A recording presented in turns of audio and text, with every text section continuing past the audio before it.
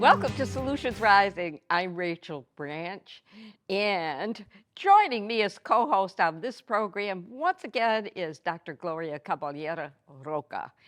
And we're going to talk about an incredible Afro Caribbean History of the Arts project that Dr. Caballera Roca is very involved in. And there are performances planned in Western Massachusetts and Connecticut in the upcoming months. And we're going to have great fun talking about this beautiful project that's happening. As we start, will you just give a little bit of your background and then also how you became involved with this project? Mhm. Thank you so much, Rachel, for inviting me once again and having me on. Yes, I am Cuban and I've lived in the United States since 1997. I went to UMass Amherst and got my first PhD and I made degrees. And then traveled through Europe and went to Spain and Poland afterwards to get my second PhD and master's degree.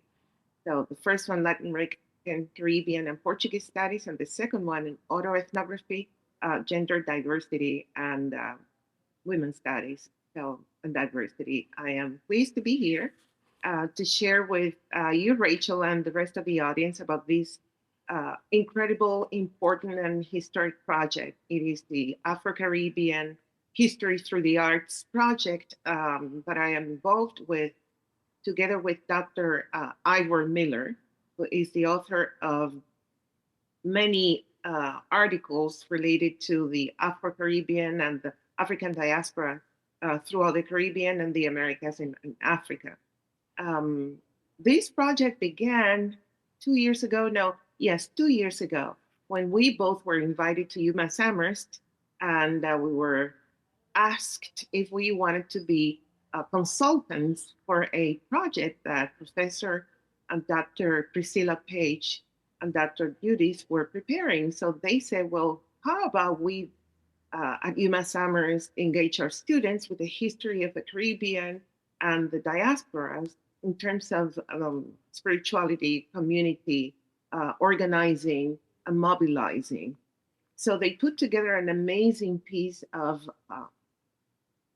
in the theater of UMass Amherst, talking about the different deities and how their lives and legacies relate to our current living experiences, be it with internet, people trapped in the grid, social injustices, and gender, and so much more. So that was my first incursion into these kinds of cultural representations through communities and at a university that really seriously take this legacy to a different standard and level. For our Afterwards, I audience, decided, well, Ivor Miller, sorry?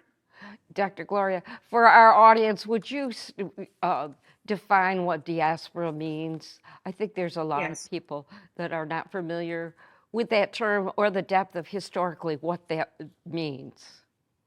Yes, so diaspora is or are the people who left their countries, you know, and then moved out of their continents or their countries and found communities, a new life, and actually were able to influence the culture, the politics, the social standards of living of the place to which they migrated. Right. In this case, when we talk about the African diaspora, we are contextualizing the history of enslavement of um, of my ancestors and of many, many more that were forced into slavery in the Americas, be it North America, Caribbean, Central America, and South America.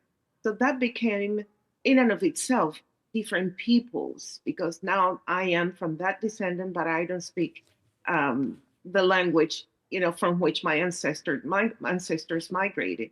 I speak Spanish. Others came to the United States. Now they speak English. All others went to Haiti. They speak Creole and French, and or they went to Portugal, so they speak Portuguese. They went to Brazil, right? So that is part of the fabric that makes up what the Americas are.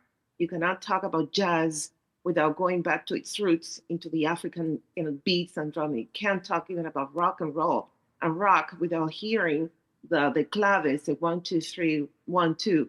or 1 2 1 2 3. We cannot talk about politics and organizing when we think about the first revolution that happened here in the Caribbean, 1804, and that took place in Haiti, the first nation that liberated itself from colonialism, in this case from the French colonial power.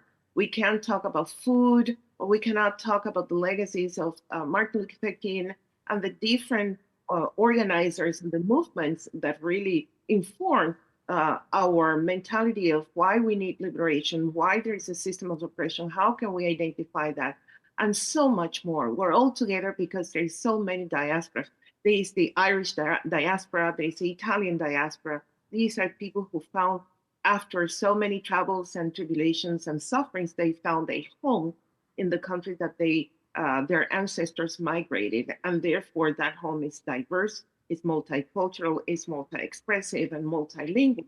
And when we talk about diaspora, let us not forget that is not only the African diaspora, but is the diaspora by which this country was founded. At the end of the day, this belongs to the indigenous peoples of this land. And here we are talking about diaspora, thinking that it's only the African diaspora. We all come from that legacy of migration, immigration, integration, struggles to really come together as a people, and finding spaces to really, through a community healing artistic process, find space to dialogue. And this is what this project is all about, bringing together community to heal through the power of music and drumming and visual arts and historical context that really would bring together what Western Massachusetts is about, what the Americas is about. And we are starting this project here in Holyoke because graciously, and we are so fortunate that we have Holyoke Media here in Holyoke, and through Scott McPherson, Natalia Munoz, Yoha, Johan Vega, Johan Rashid Vega. They're three putting together so much time and effort and expertise so that this project, stays sort of like one of the signatures of Holyoke. We want to spearhead a movement towards reparation. I wish we could say that reparation, or we could make possible that reparations starts by reviewing and revisiting and really amending the justice system. But then we are starting doing something that is important, bringing together, visibilizing, finding platforms, finding allies that really understand that this is a history of the world, a universal history, not only of the diaspora, but this is what the diaspora is doing, the African diaspora is doing in the Caribbean and the United States, the Americas, bringing all of us together so that as a people, as sacred creations, we find a space for peace and understanding and educating ourselves and learning from each other, and really acknowledging that we are only here, for such a short time. On earth, life is so short that why staying separate, but instead of together, united. Our project is going to be one that is um, going to be put together through musicians that are of international renowned level. We're talking about Lázaro Galarraga. We're talking about La Mora, who's the dancer. We're talking about Tomás Roman, Andy, and so many musicians that have dedicated and devoted their lives and their heart, their passions to preserving this legacy that is not only ours, it's a legacy that we are following, what our ancestors commanded us to do, spread it, integrate it, safeguard it, respect it, and make sure that those who are not part of our diaspora really find in it a space for joy, for conversation, for dancing and singing and just sweating your problems away, because that is the way that we as a people are going to unite and resist so much that is going on in our lives, being mental health, being our loved ones getting displaced due to the high prices of rental of housing, and so much more. That's why I would love for the audience to support this project, and we can talk about it later. Well, right now you're planning a couple of performances at Holyoke Media, another wonderful community television station, and at workshops at St. Paul's Church. And this might be a good moment to say, let's show the poster and then Yes. uh, have show the pictures that we have that Dave Fabiano is going to put on the screen. Beautiful, absolutely beautiful. If you hold that for just a moment, you're planning this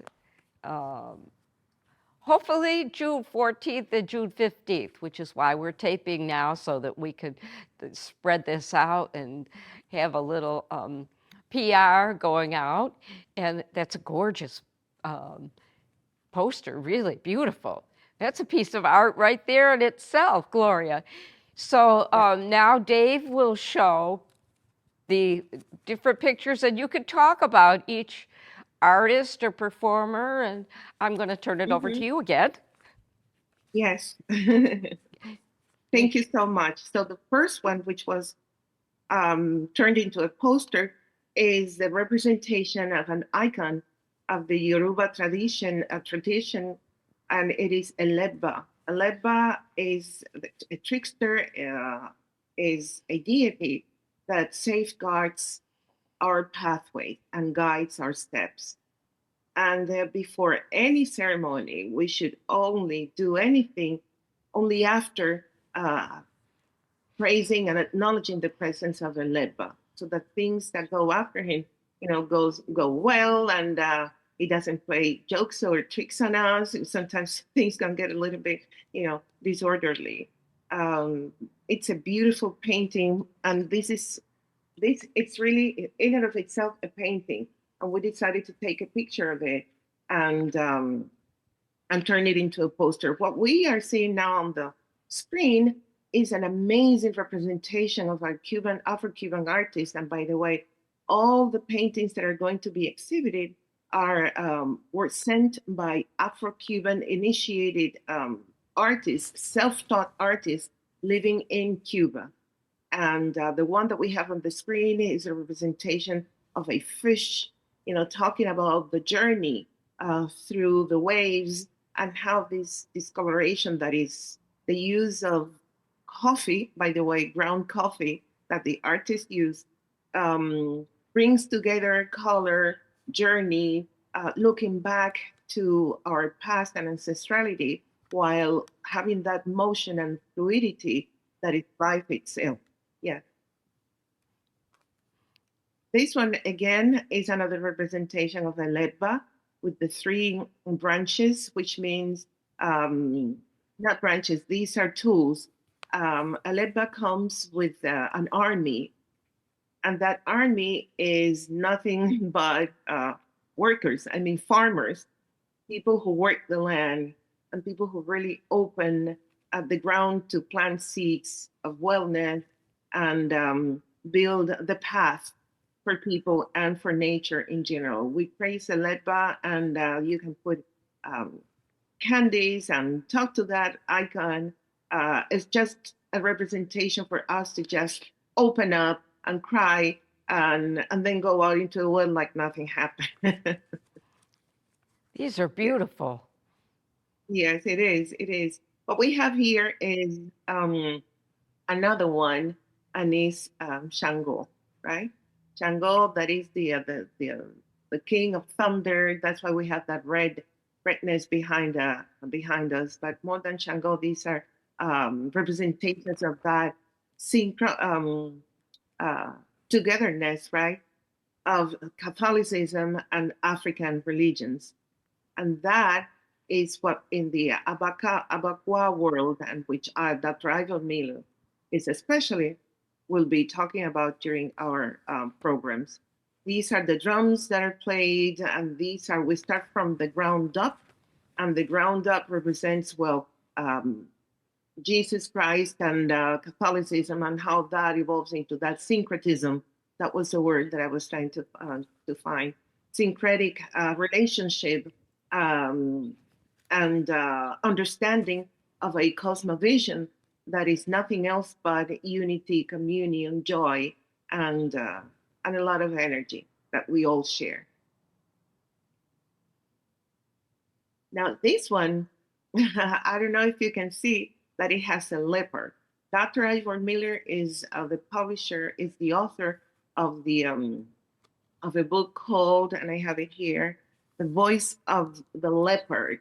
And the leopard is a community in Calabar in Nigeria, where all these tradition, Abakwa tradition started. What you have there is sort of like a pot, and inside that pot they have tools. And it is as though that leopard is a spiritual return, you know, from the past into our present to continue the struggle and the fights of the Mambises. Mambises used to be in Cuba an army that fought against the Spaniards, and those Mambises were liberated, enslaved men and women who, with their machete, and the machete, remember, they cut sugar, the sugar cane with machete. That machete, which was a tool for agriculture, became also a tool for liberation, and a weapon. So they come from the past to and from that ancestrality in the diaspora to really continue with that spirit, with the struggle and the firmness that we all need that liberation. In the back of it, if you can see, there's a woman, and her Mhm. name is Sikan, and that's part of that story of the Abakwa movement. I mean, faith and religion that started with a woman in Africa going for water to this river, whereas men were looking for wisdom. Where is that fish that it's only a property of men? But this woman kept going back and forth with other women, bringing water back to the village, and this pot on her head. And lo and behold, when she put that container in the river and put it on top of her head, she heard a voice, and she's looking all over, and that voice is telling her the secret that the men were for so long looking for. So Sikan became the one who carried with her and in her that wisdom and the secret of that um, group of people. So whenever you see Abakwa, most of them are men, right? But there's also women. But this tradition would never have started without that woman who was the one that was recipient of knowledge, of wisdom, and the secret of that uh, belief and faith. That is Sikan in the background, upholding that, and she has the power. She has the spiritual, the physical power to push forward that tradition.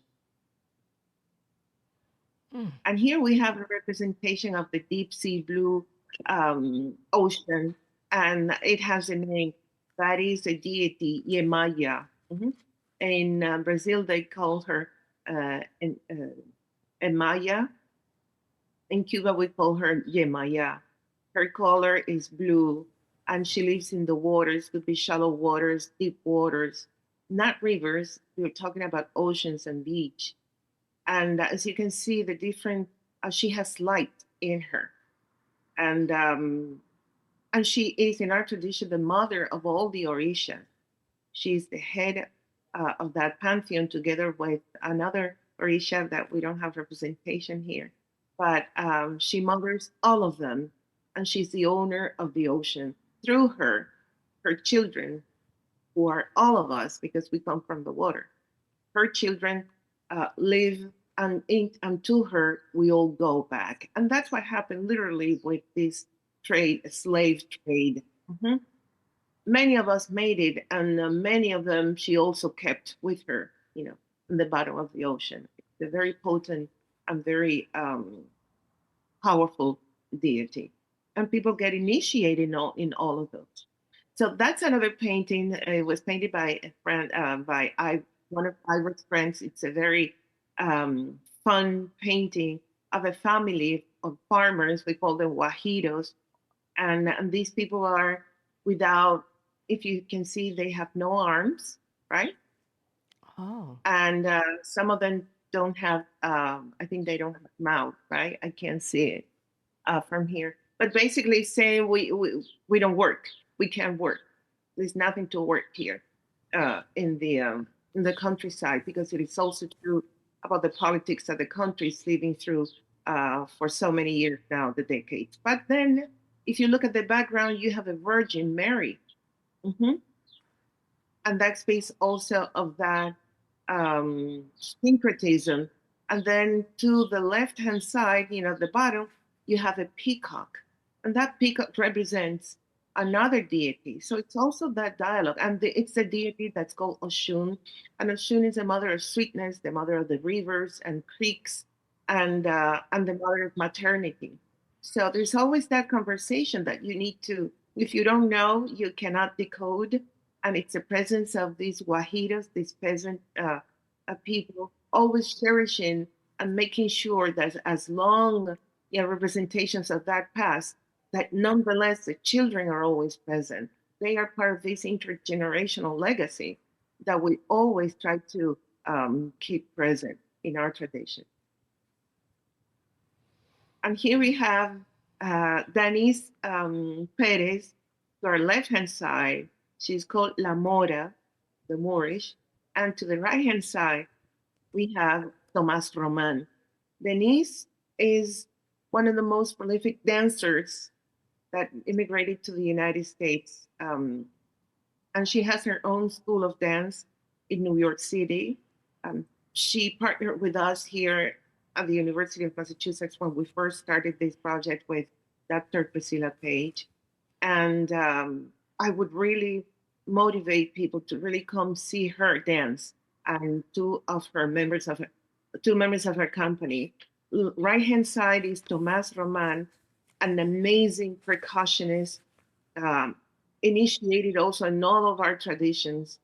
And these two artists of world renowned, who are world renowned, uh, bring us their heart, their artistry, their wisdom, so that we can, even if you don't understand what they're saying, what they're talking about, you get that energy that is going to cleanse all of us, spiritually, even though you think that is not possible.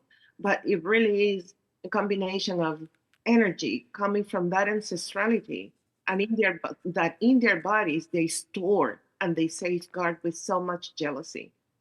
Are two of the people that are going to be coming. So you have and Sandy to the right hand side of Roman, well, to my right hand side, and we have another musician behind Roman.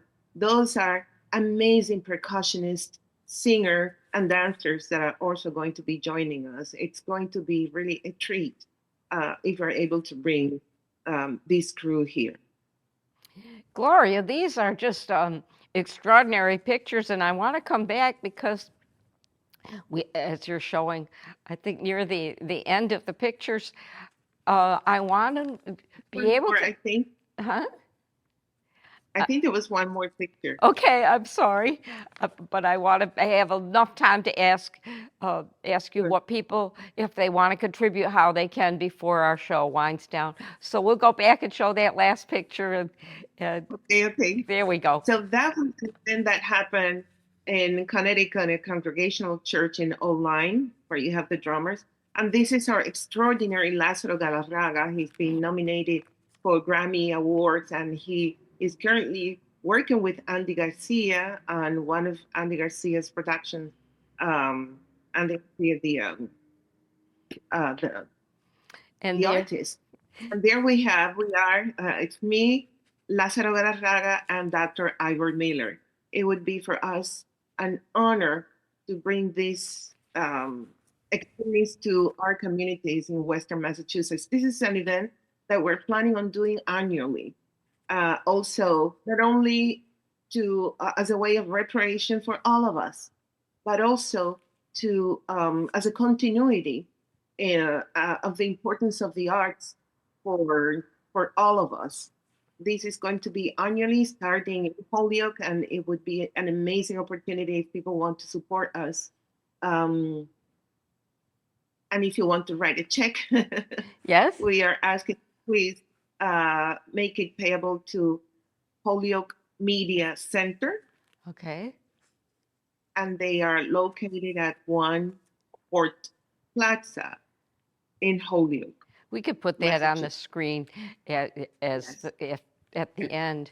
I mean, this is just Yeah. extraordinary and phenomenal performers and artists that are coming. I'm Mhm. so looking forward to this, and I know you're going to have two workshops in St. Paul's Yes. Episcopal Church in St. Paul Episcopal Holyoke Church and in at Holyoke. Holyoke Media, and then the next day they will be going to Old Lyme and performing in Line the Congregational Congregational Church Church there. at Yep. 411 a.m. Yes. So, So it's going to be a 2-day activity here in Holyoke, 14th and 15th of June mhm. at 11 a.m. St. Paul's Church on Appleton Street in Holyoke. They will be holding workshops those 2 days. So please come down, learn how to drum, how to dance, Yep. learn about these musicians and our tradition, participate, engage, create community, and feel the healing power of music and and the vision of these people. Then in the evening at 5, if I don't have it, if it's yes, in the evening at from 6 p.m. to 8 p.m., there are going to be the two performances, 6 p.m. through 8 p.m., June 14 and June 15 at Holyoke Media Center, located on 1 Court Plaza in Holyoke, Massachusetts, 01040. That's the zip code. Thank This you. has just been a phenomenal program, and I'm so grateful that you're not a co-host. You actually hosted this whole program, and I thank you so much. And I'm really looking forward to the performances, and I hope everybody who's in our audience that sees this will help support you. Will come to the performances, and if possible, make a contribution to Holyoke Media Center to take care of the cost of this. And Dr. Gloria Caballero Roca, once again, I am so grateful that you have agreed to be a guest on Solutions Rising, and we just keep coming up with different programs that you and I will continue to um, perform or bring to our audiences. And I want to thank Dave Fabiano and Nicole Brown for uh, our help in producing Solutions Rising. And if each one of us picked up one problem and solved it, imagine the incredible view we would all have of Solutions Rising. This is a giant Solutions Rising with the program, the performance in Western Massachusetts of the Afro-Caribbean History Through the Arts project. Please participate and be part of it. Thank you.